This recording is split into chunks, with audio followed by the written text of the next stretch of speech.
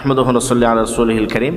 আজকে আমরা নতুন একটা বিষয়ের তামরিন করব, তা হলো জুমলায়ে জরফিয়া। কিসের তামরিন করব?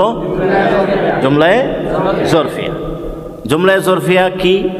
আমরা নাহবের একটা প্রসিদ্ধ শের, প্রসিদ্ধ কবিতা পড়েছি, আসলে জুমলা চার বা সাত দার কালামে নাহবিয়া। বলেন, আসলে জুমলা দার কালামে নাহবিয়া, ইসমিয়াতুন, ফেলিয়াতুন, শর্তিয়াতুন, জরফিয়া। মানে আসলি জুমলা চার ভাষা, মৌলিক জুমলা, মৌলিক বাক্য চারটি। মৌলিক বাক্য কয়টি? চারটি। তোর মধ্যে একটা কি আছে? জুমলায়ে জরফিয়া। তোর মধ্যে একটা কি আছে? এখন যে সমস্ত কিতাবের মধ্যে অথবা যে সমস্ত আসরে কেরাম এটাকে খবরে মুকদ্দম, মুবতাদায়ে মুআখার বলেন, অর্থাৎ জুমলায়ে জরফিয়াকে। যেমন লি ইমামাতুন, লি কালামুন, লি যাইদিন ইমামাতুন তাওয়িলাতুন, লি যাইদিন ইমামাতুন তাওয়িলাতুন।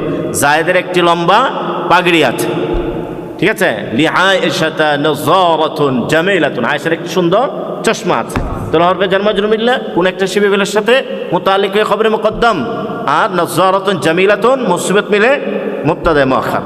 এটা যদি বলে আমরা মুবতাদা খবরের মধ্যে ঢুকিয়ে ফেলি, এটা জাওয়াজি সুরত। বলেন, এটা কি? এখন যদি বলি না এটাই বাস্তব তরকিব, তাহলে তো আসলি জুমলা চার বা সাত আর রইল না।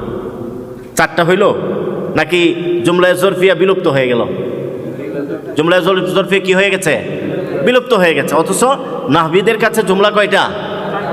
এই নাহবিদের মধ্যে জুমলা কয়টা? চারটা। এর মধ্যে একটা জুমলায়ে জরফিয়া আছে না নাই?